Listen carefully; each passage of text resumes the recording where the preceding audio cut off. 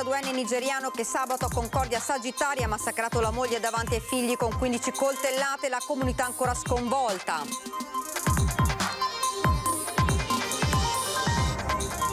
La riapertura delle scuole ed il taglio nella consegna delle dosi dei vaccini Pfizer al centro dell'odierno punto stampa del presidente della regione Veneto Luca Zaia.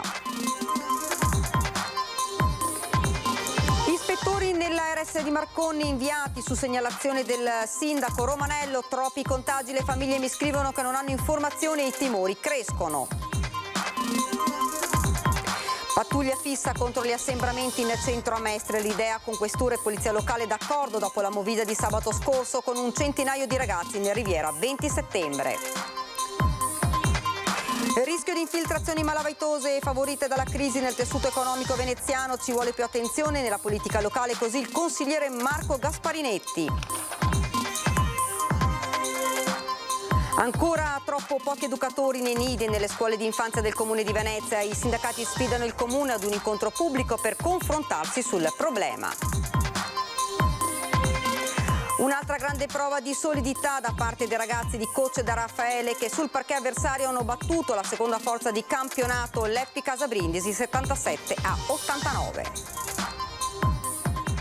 Buonasera, ben ritrovati dalla redazione di Venezia. Dunque in primo piano la cronaca: è stato convalidato l'arresto del 42enne nigeriano che sabato pomeriggio ha brutalmente ucciso la moglie infliggendole 15 coltellate. È stato convalidato l'arresto di Moses Osagi, il 42enne di origine nigeriana che sabato nel tardo pomeriggio ha ucciso la moglie Victoria a coltellate qui nell'abitazione dove vivevano con i loro 3 figli che hanno assistito alla scena. Victoria voleva lasciare il marito, forse è stato proprio questo a scatenare la sua ira.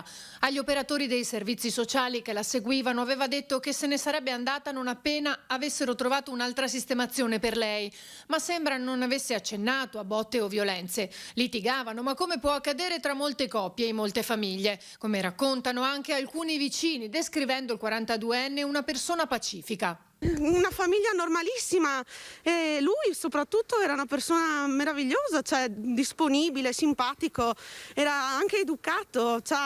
E mio padre per esempio gli aveva offerto anche un pezzo d'orto che lui però ha detto coltivatelo voi perché appunto non abbiamo tempo. Si sentivano spesso litigi, urla lì, però come in tutte le famiglie magari c'è il litigio più forte, ma non avremmo mai pensato a certe cose, ecco. I bambini erano educati, non davano segni di essere aggrediti. Ci sono stati episodi che appunto le forze dell'ordine sono intervenute perché appunto noi vicini abbiamo chiamato più volte perché si sentivano ste urla ed eravamo preoccupati per i bambini. Famiglia normale, proprio non so cosa sia successo su quella mente, proprio non saprei proprio rispondere. Quel pomeriggio in via Silvio Pellico a Concordia Sagittaria in molti hanno sentito la 35enne urlare. Cercava di fuggire dalla furia del marito, tentava di salvarsi. Dopo le prime coltellate, infatti, è riuscita a scappare, ma lui l'ha ripresa trascinandola in casa per darle il colpo di grazia. Almeno 15 le coltellate inferte. Le tracce di sangue sono ovunque, anche percorrendo, allontanandosi di alcuni metri dalla casa, continuano a vedersi lungo la strada. Colpi al viso, al collo, all'addome, alla schiena, alle gambe. Uno scenario sconvolgente, quello che si sono trovati di fronte i carabinieri e i sanitari del 118 intervenuti sul posto. I coltelli da cucina utilizzati sono stati sequestrati. E mentre Victoria non c'è più e Moses è in carcere, ora ci sono 3 bambini che dovranno superare lo shock e affrontare, oltre la perdita della mamma e l'allontanamento dal papà, una nuova vita che li ha già messi a dura prova. E Victoria aveva chiesto aiuto per lasciare il marito, ma non è mai riuscita nel suo intento. L'appello del sindaco Odorico alle donne: non abbiate paura di chiedere aiuto.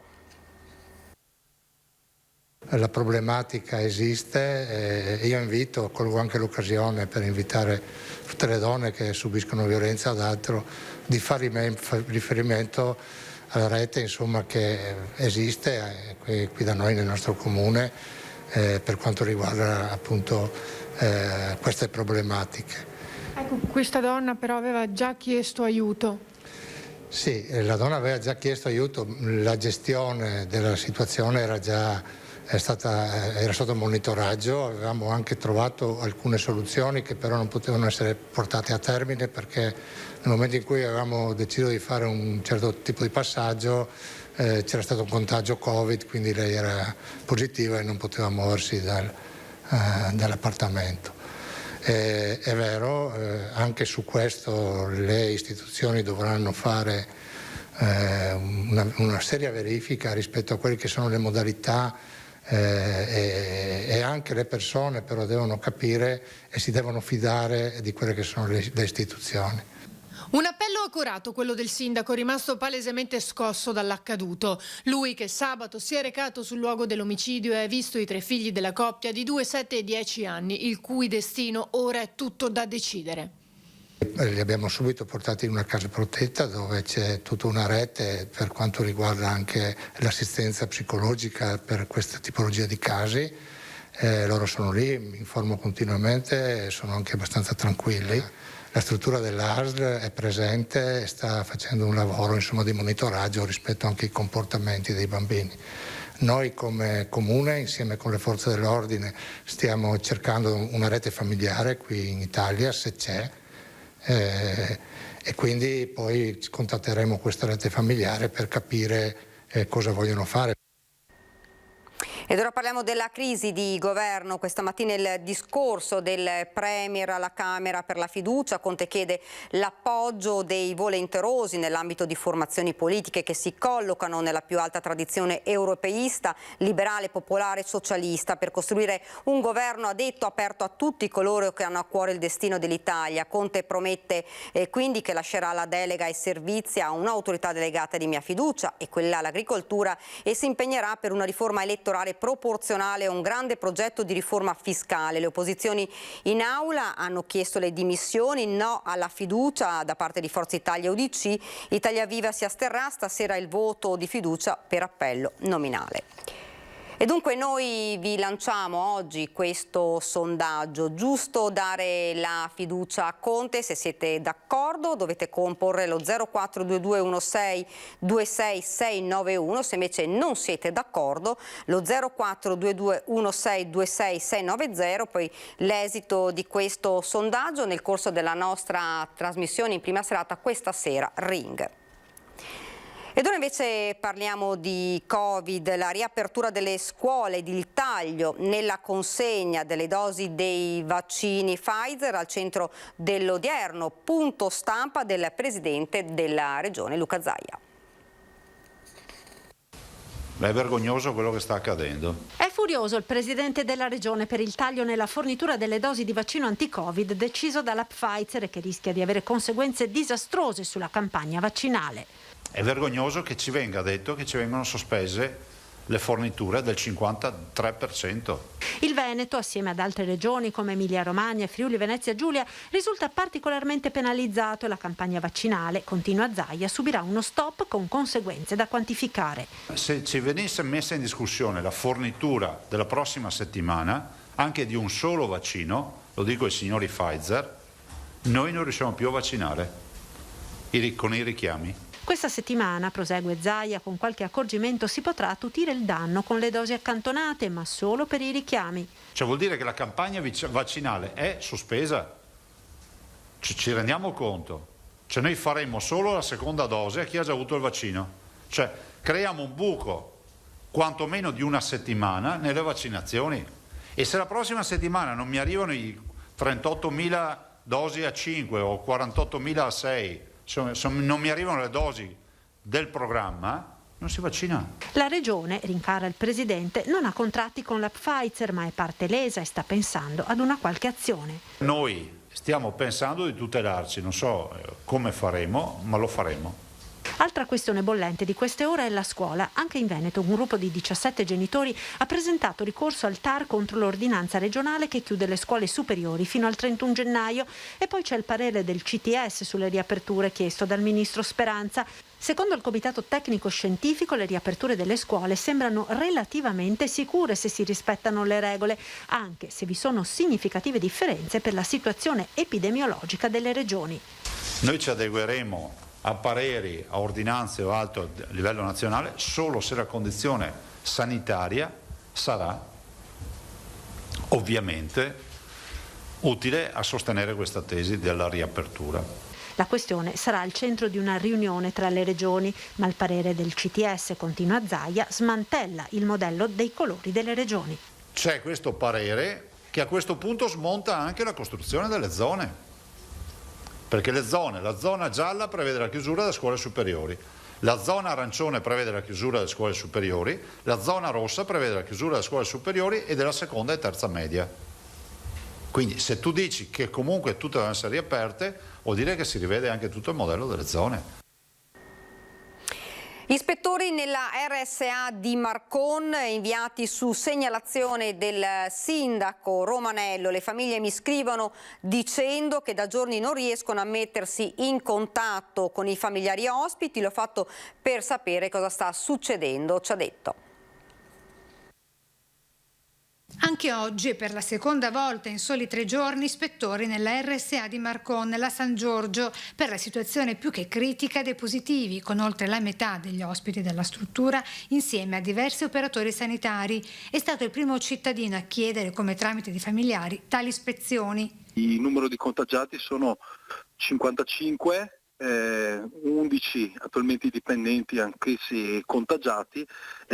Siamo in attesa di ulteriori riscontri da parte dell'ASL, dell'azienda sanitaria, che ho voluto inviare per avviare delle ispezioni per capire quali siano le attuali problematiche all'interno della struttura. La San Giorgio, struttura privata non accreditata con la Regione né convenzionata con il Comune, ospita un totale di 82 persone.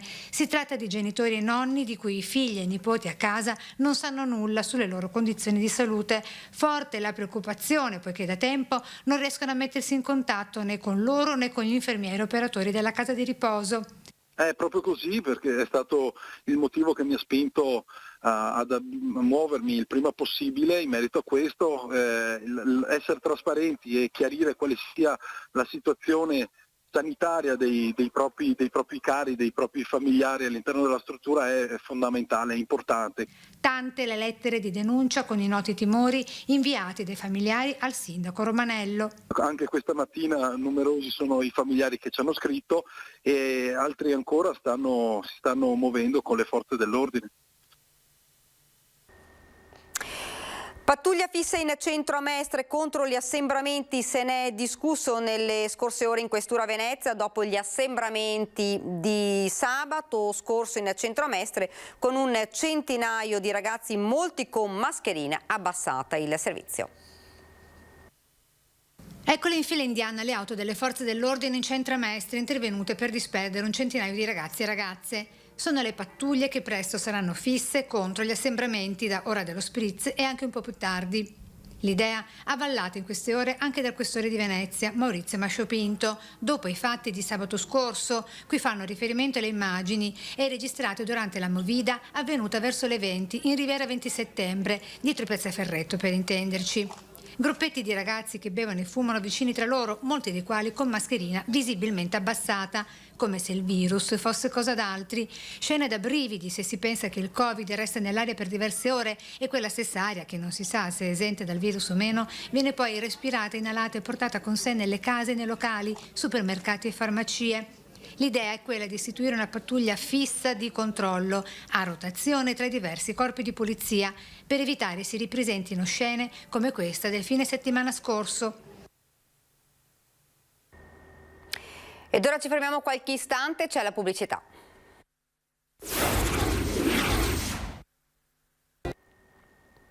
Rieccoci nuovamente in studio. Si fa sempre più grave la crisi degli hotel veneziani con lo spettro fallimento all'orizzonte di diverse attività.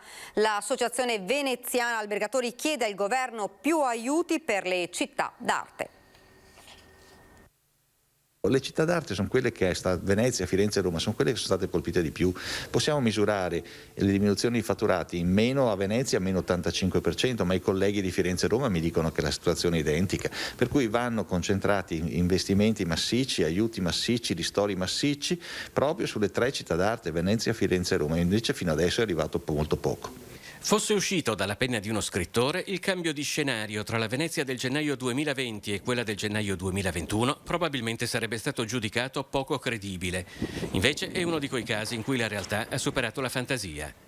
Precipitata dall'invasione di 24 milioni di visitatori all'anno allo zero spaccato del coronavirus, l'economia di una delle capitali mondiali del turismo di massa vive una crisi senza precedenti, a partire dagli alberghi. Siamo completamente vuoti, 3-4 alberghi rimangono aperti per dare un servizio pubblico, ma è un disastro da mesi e mesi. Noi la stagione estiva non abbiamo clienti, le città d'arte vivono la primavera e l'autunno, proprio il periodo dei lockdown, per cui abbiamo avuto una diminuzione dei fatturati dell'85%, una situazione assolutamente disastrosa che rischia di prorogarsi così anche per il prossimo futuro. L'incertezza per la ripresa di un settore che ha generato anche un ampio indotto e che pare annunciarsi comunque lunga nei tempi coinvolge quindi non solo proprietari e gestori delle strutture, ma anche migliaia di dipendenti, solo per citare quelli diretti, di un comparto che è arrivato a contare negli ultimi anni diverse centinaia di alberghi, alcuni dei quali oggi sull'orlo del fallimento. Loro hanno la cassa integrazione, che però non significa, molti sento dire 70%, poi quando si va a vedere i conti ricevono la metà dello stipendio, però insomma qualcosa è e cercano di sopravvivere anche loro con grandi difficoltà. Però vorrei essere chiaro, 10.000 lavoratori a rischio, perché se la stagione non riprende poi quando verrà tolto il divieto di licenziare che attualmente è in vigore, non so quanti rimarranno in piedi, perché le aziende poi alla fine dovranno fare una cura dimagrante per rimanere in piedi se non arrivano aiuti concreti alle imprese, ripeto, dovranno fare una cura dimagrante di quelle notevoli. Continuano gli allerta per il rischio di infiltrazioni malavitose favorite dalla crisi nel tessuto economico veneziano. Per il consigliere Marco Gasparinetti all'impegno delle forze dell'ordine deve affiancarsi l'attenzione della politica locale sul futuro della città. La crisi innescata dal coronavirus pone Venezia di fronte a più di un bivio.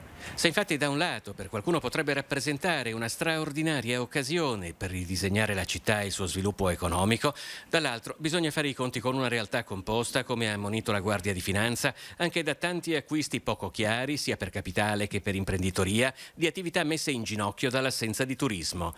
Processi che, al di là dell'impegno delle forze dell'ordine, dovrebbero godere, secondo il consigliere comunale Marco Gasparinetti, anche di più attenzione da parte della politica. Se noi avremo attenzione possiamo sperare ancora di preservare un tessuto economico e sociale che non sia oggetto di rapina, che non venga trattato come appunto terra di conquista da parte di capitali che non sempre sono di origine chiarissima. Se invece chiudiamo un occhio e facciamo finta di non vedere, il rischio effettivamente che in un periodo di crisi possano fare man bassa di attività quei soggetti che hanno capitali di provenienza spesso estera di non sempre facile tracciabilità. Prima delle elezioni in Consiglio Comunale con la lista Terra e Acqua 2020, Marco Gasparinetti è stato impegnato per anni a capo dell'associazione 25 Aprile, una piattaforma civica che raccoglie un nutrito gruppo di residenti impegnati nella sensibilizzazione sui tanti problemi di Venezia, a partire da un drammatico spopolamento che ne ha alterato il volto. Sono stati anni, questi ultimi, in cui il cambio di destinazione d'uso della città, così come del suo tessuto sociale, ha vissuto un'impressionante accelerazione. Il fenomeno non è nuovo, perché teste di ponte c'erano già e l'edificio alle nostre spalle, ad esempio, quando io vivevo qui, ricordo benissimo, era interamente gestito da cinesi, collocazioni turistiche diciamo non visibili se non andando su un sito cinese. Del resto la Guardia di Finanza in questo periodo ha giustamente monitorato alcuni movimenti di capitali e dalle dichiarazioni di altissimi esponenti della Guardia di Finanza abbiamo riscontro a quella che era soltanto una percezione. Ancora troppo pochi educatori nei nidi e nelle scuole di infanzia del Comune di Venezia. I sindacati sfidano il Comune ad un incontro pubblico per confrontarsi sul problema. Ho invitato il sindaco, ho invitato tutti che abbiano il coraggio, quindi in un luogo comune, quindi in una televisione, in una piazza, dove vogliono, di fare un incontro aperto in streaming a tutta la cittadinanza, poi i genitori si faranno un'idea. Scioperi, manifestazioni, tavoli tra assessori e rappresentanti dei lavoratori, ma la querela sulla gestione dei nidi e delle scuole dell'infanzia del Comune di Venezia nel periodo del coronavirus continua a far discutere. Una polemica che si concentra sul numero di personale disponibile. Teoricamente dovrebbero essere presenti 2 educatori per sezione. Secondo i sindacati non è sempre così. Quando non hanno, qualcuno si prende alla giornata delle 104, la malattia, quello che è suo diritto, diciamo, ne lasciano uno a mattino e uno a pomeriggio. Quindi sui lattanti, come è successo questa settimana, ma come la settimana prima, ma come la settimana prossima, troviamo 9-10 lattanti, sono molto piccoli i lattanti, e li troviamo con 2 educatrici, una al mattino 7:30, 13:30 e una dalle 11 alle 5. Voi capite, tirarli su dal letto, cambiargli, dargli la merenda, stargli dietro. Le nuove assunzioni annunciate dall'amministrazione comunale non sono ritenute in grado di porre rimedio ad una situazione che, viste le particolari condizioni imposte dalla pandemia, non è la stessa degli anni precedenti. Hanno coperto solamente i buchi che avevano e hanno preso del personale assunto quindi a tempo determinato, del personale supplente, invece di chiamarlo un giorno sì un giorno no, l'hanno chiamato direttamente per avere, diciamo, un po' meno di spostamento. Le ausiliarie, che devono dare una mano in queste situazioni di difficoltà, dare una mano, possono essere tranquillamente dei veicoli di contagio. E allora c'è un problema di contagio, di controllo e sicurezza dei bambini, di poter fare l'attività didattica, di far respirare il personale educatore. Se questo può sembrare a tutti che è la soluzione, che tutto va bene, per noi no. Ed ora siamo allo sport basket, altra grande vittoria da parte dell'Umana Reyer, che ha battuto Brindisi giocando fuori casa. Una vittoria meritata, strutturata, con tante risposte importanti da parte di tutti, una squadra che naturalmente si vede in crescendo, la possibilità di allenarci. Sulla partita credo che la chiave sia stata crescere anche difensivamente nella partita, soprattutto limitando i giocatori che di solito costruiscono anche le vittorie di Brindisi. Un'altra grande prova di solidità da parte dei ragazzi di coach De Raffaele, che sul parquet avversario hanno battuto la seconda forza di campionato, l'Epicasa Brindisi, 77-89. Siamo contenti, la squadra sta crescendo, dobbiamo continuare a lavorare. Ottimo l'impatto di Wes, è entrato con molta umiltà, prendendo poi la squadra in alcuni momenti direi importanti sia per se stesso che per coinvolgere gli altri. Andiamo avanti. Vi ricordo questa sera in prima serata a Ring gli ospiti Roberto Grigoletto del PD, Elison Cavallin, ristoratrice, l'onorevole Marco Marin di Forza Italia, l'onorevole Sara Moretto di Italia Viva e il senatore Antonio De Poli dell'UDC. Ed è davvero tutto per questa edizione, vi lascio come di consueto le nostre previsioni del tempo. Grazie davvero per averci seguito e arrivederci.